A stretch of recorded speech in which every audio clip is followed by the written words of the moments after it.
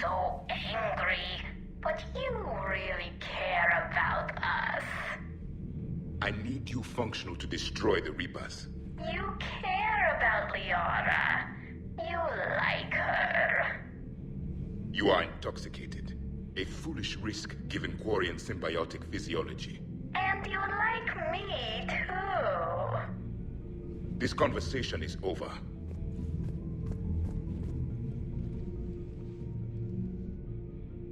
Looks familiar. I've been studying this ship, its crew.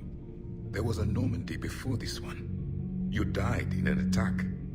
Something like that? But then you were resurrected to fight the Reapers.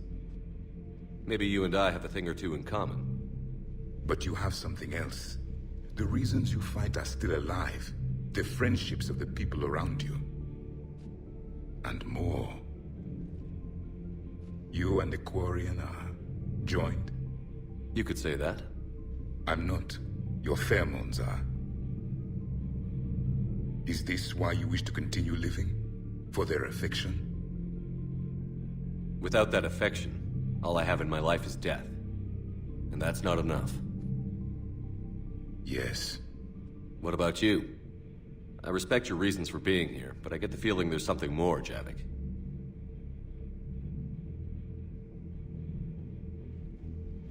What's in here? It is called the Echo Shard. Passed from soldier to soldier. Prothean to Prothean. Each adds their memories to it. Like a beacon. How far back does it go? To a time before the Reapers. It is all that is left of my people. And you don't want to remember that? Imagine if everyone you knew was dead. You could not remember their faces, or the color of the sky above your home. The memories were gone, but so was the pain. Would you want to remember that, Commander? Even if it meant watching everyone die again? Reopening old wounds, especially big ones, isn't gonna help. Perhaps you are right. There were others. Soldiers who served under me, like your crew. What happened to them? They are dead. Where I left them. We have a saying. Let old ghosts rest. Then there is some wisdom in this cycle. If you can live by it.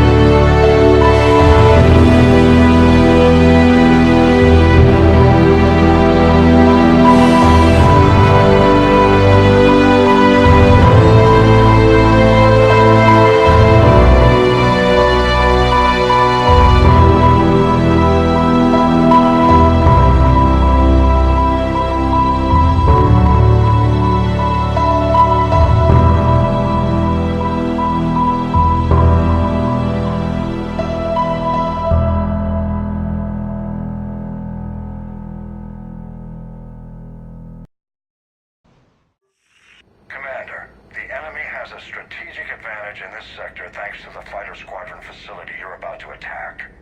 We want to seize it, but their air defenses are too strong for a frontal assault. Losses would be too cost prohibitive. How do you want me to handle this? Go in the back, bring down their defenses so we can send in the troops. Good luck, Commander. I have visual contact. There's a small platform above the main landing pad. I can drop you there, but it's gotta be now. Let's do it.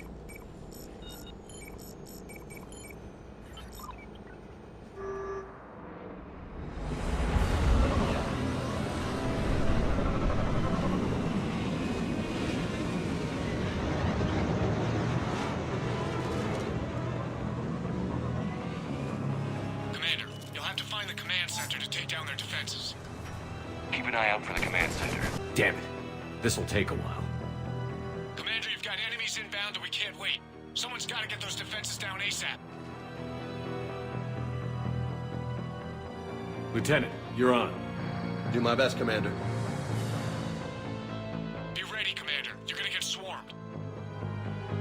Commander, I've been flushed from cover. Retreating to minimum safe distance. No problem, Cortez. Get out of there. We'll wait for your all clear, then relay to the strike force. Should be synced up from the console. Defense system deactivated. General Order 7/7 triggered. Establish contingency defenses. Heavy deployment to the landing pad, Commander. Then that's where we need to go. Asshole! Anyone wounded? I'm good. Thought we were out of the woods. Scans Commander. Strike force. Inbound and we'll control the station. Copy that, Lieutenant. Coming in to pick you up.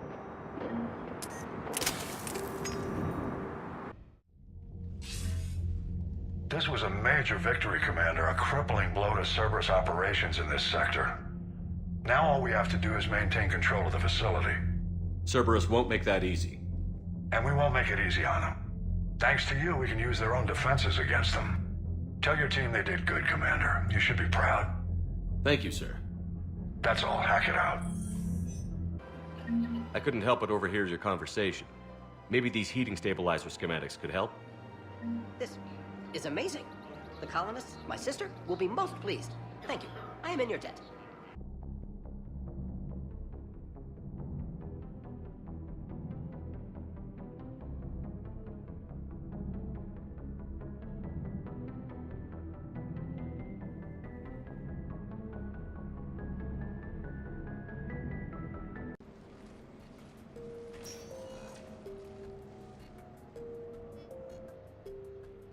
Commander, I've got Admiral Anderson on the QEC. Patching him through to you now.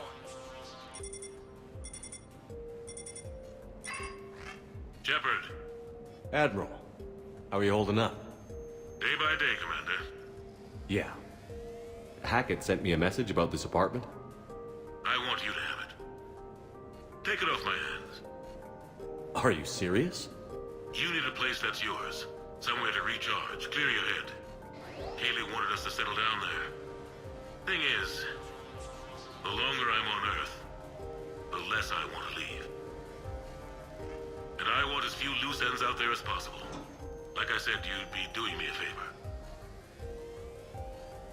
That's very generous. It's practical. We need you in the best shape possible. Rested. Focused.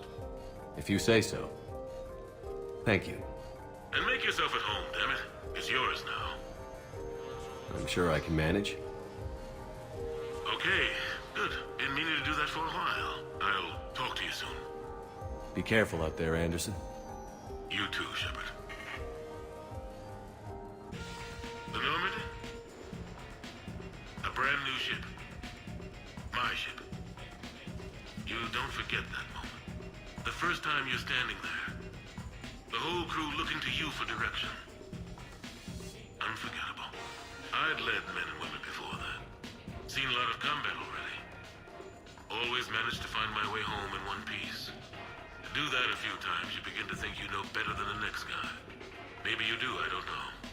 But if you're lucky, really lucky, you find yourself on a good ship, in front of a good crew. A crew you can trust with your life. Gifted. Disciplined. Brave. All of them. Eager to set sail into the endless black ocean. I still remember my XO asking what my orders were. Shepard, I said. Let's see what we can find.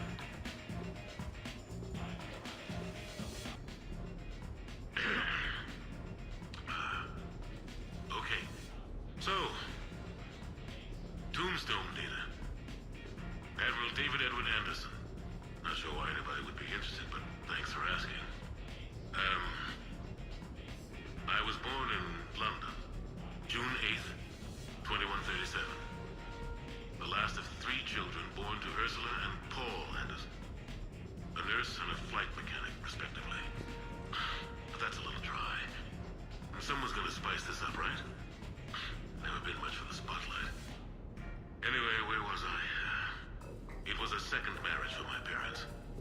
They were almost 50 by the time they had me. My mother worked shifts, so my father would often take me to the base. While he worked, I watched transport ships and fighters take off. Worked his whole life around space travel, my father. But he never left Earth. Not for a day. He was a good man. But that's just a side note. Don't put that in. Who is it, Kaylee? Yes, I need to take that. I hope this is what you're after. I'll get to the more interesting N7 stuff next time. The Turians. Well, I might not always see eye to eye with the politics of the individual. I have a great respect for the Turian military. Any Alliance soldier lucky enough to take part in their training programs will certainly be better for it. Their precision, skill, and discipline come together in a way that's second to none. Not that I'm faulting our own people or training.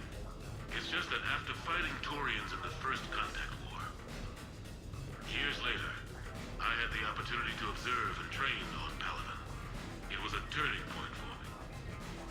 And I would encourage any soldier to try it. It's a unique experience to put yourself in the squad of a Turian commander. My commander was an uncompromising bastard named PART31. If you can find him, just ask how the platoon I commanded was trounced in his strategy game. Humbly. But I've used what I learned that day many times. The xenophobes will have their say. But I think it's vital that we do more of this kind of cross-species training. There you go.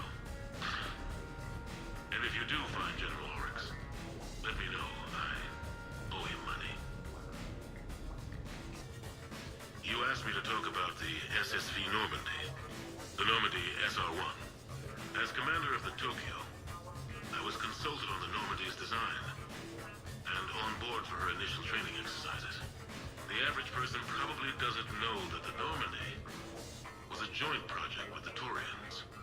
Acting CO, Eli Xander, was no diplomat. She ran out of patience with Turian posturing and politicking during construction. The chief architect of the Drive Corps, Octavio Tatum, and his team of Turian engineers were in the CIC for final training exercises. Tempers flared when Xander pushed the limits of the stealth system, waiting to vent the IES well past what Tatum was comfortable with. I tried to calm the situation, but it still ended with the Turian scientist in shackles and a human-Turian fistfight at Korra's den later. Funny now, when I first laid eyes on the Normandy, she was the most beautiful thing I'd ever seen. Day after that training run, Admiral Wright found me on the bridge. She's yours, he said. Can't trust her to Xander. Send me a list of crew from the Tokyo you'd like, and prep for your first mission. Short command thanks to Saren. Still, one of the highlights of a long career.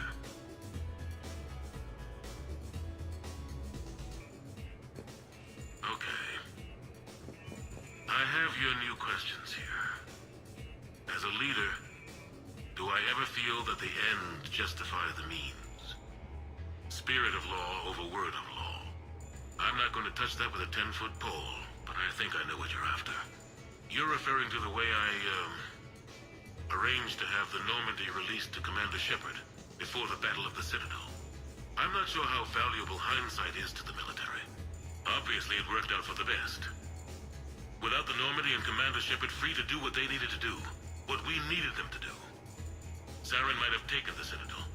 I think it's clear what a different galaxy this would be if that had happened. I did what I had to. If I had been wrong, I would have gladly accepted the repercussions. The real trick is never being wrong. If you're looking for more action and less philosophy in these notes, let me know. You never asked me about this, but my wife just called. My ex-wife. Nobody likes to talk about the toll that long months apart can have on military relationships. She wasn't military. She couldn't handle it. But it's not even about military and non-military, damn it. It's spaceflight. Spaceflight. Finding the mass relays, miracles of engineering. human imagination rising to meet our desires. We pay a price for that curiosity, that drive. Our relationships suffer. People we love suffer. But that's reality, and it's worth the cost. I must have thought it was. I guess I still do. In the end, you just have to hope you made the right choices. Sure, I can talk about Commander Shepard. Big topic. There's been a lot written about the Commander, but most of it isn't true. People are quick to judge. They don't know the whole story. I don't even know the whole story. But I know the man. Worked with him. Fought with him. Trust him with my life. Shepard's had some rough patches. Who of us hasn't? He's been forced to fight a lot of battles alone. God only knows how he got out of some of that. Makes your head spin. Thing is, you never heard a complaint. Never once got, "No, sir, I can't do that." He never hesitated. Few people know what Shepard's been through. I'd like to think I come pretty close. And I worry sometimes he forgets. There's a whole bunch of people who lose sleep over him getting back home. Maybe it doesn't need to be said. Maybe we're too dumb to say it. Soldiers like the Commander are rare. Men like Shepard, even more rare.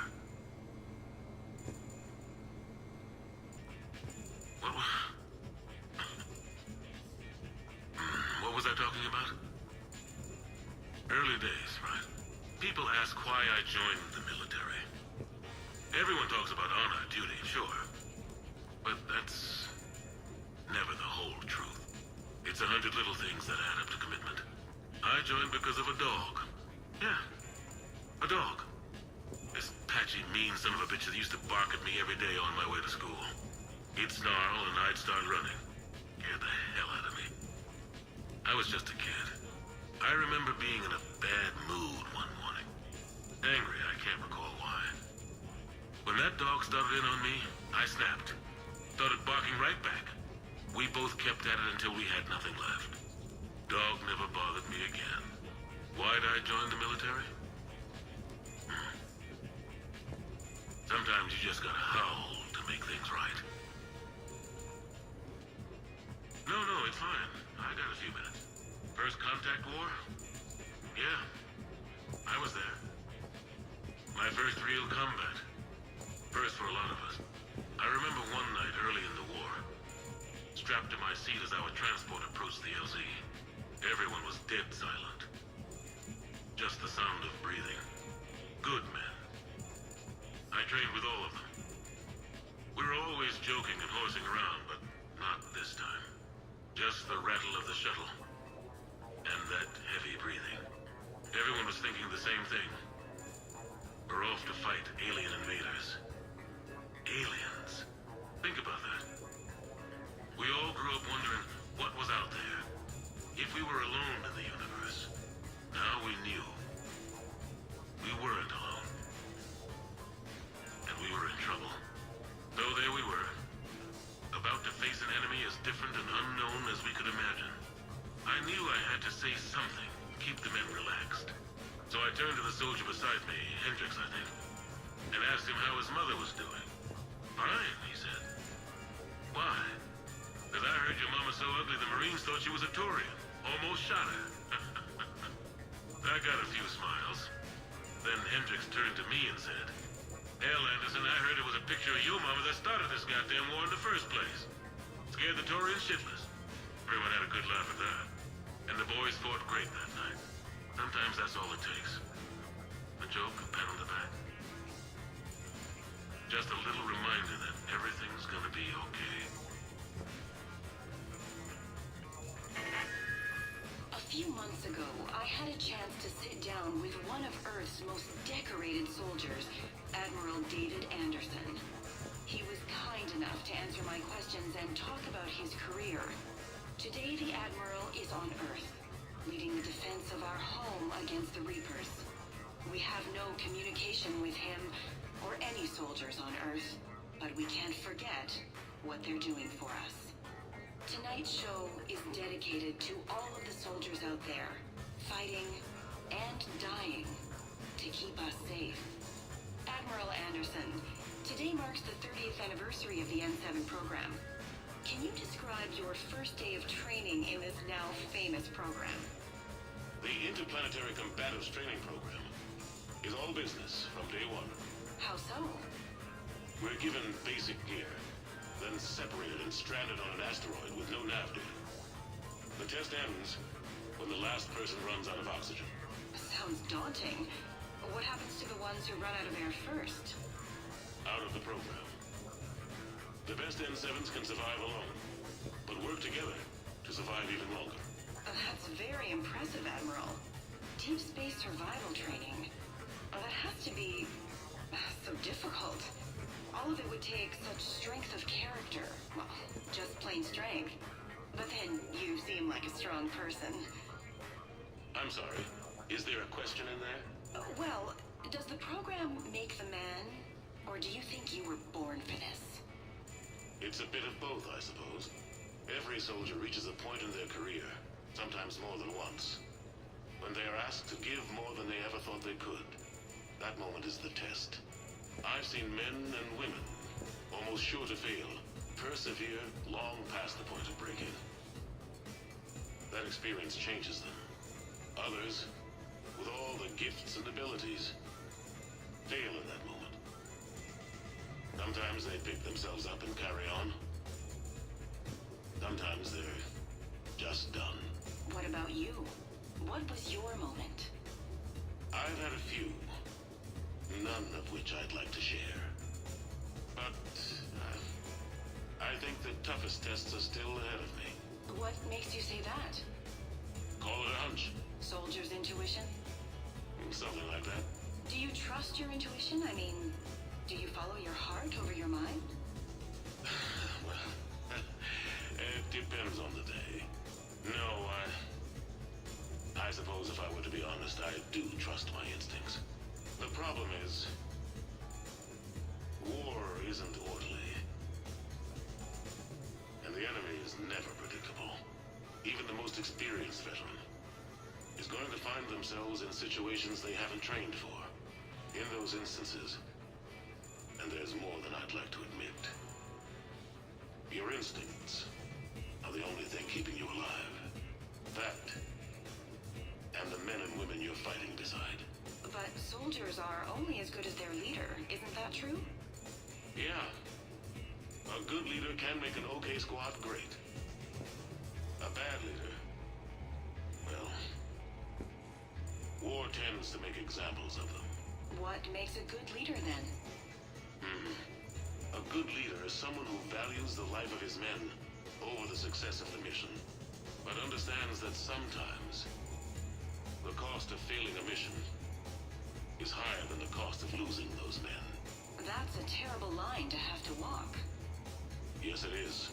But war is a terrible thing. Thank you for your time, Admiral. Thank you. The remainder of this interview was to take a more personal look at Admiral Anderson's life. It wasn't finished when the Reapers invaded. We can only hope that the Admiral and the soldiers under his command survive to tell us the rest of their stories. I'm Kalisa Al-Jalani. Thank you for watching.